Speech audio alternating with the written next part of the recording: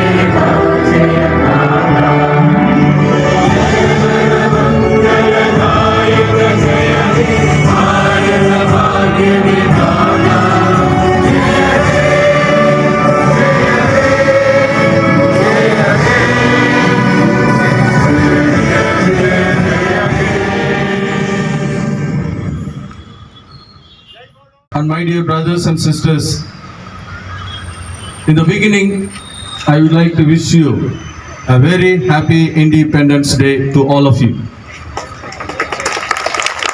I think you are wishing the same. My dear brothers and sisters, today we remember and cherish one of the important strengths of India, that is unity in diversity. We may speak different languages. We may speak Tamil, Kannada, Konkani, Gujarati, Marathi, Malayalam, whatever may be, but we are one. We may come from different backgrounds, but we are one. We are known as Indians. Each one of us is proud of being Indian, I suppose. That is what we are today. We are celebrating our independence, our freedom that we received in 1947.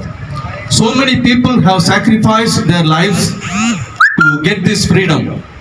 May it be Mahatma Gandhi, Jawaharlal Nehru, Subhash Chandra Bose, and Jagat Singh, and many others. Because of their sacrifice, today we are celebrating that we are independent, we are free, we are not slaves.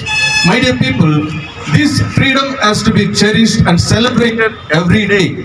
This has to be seen in unity.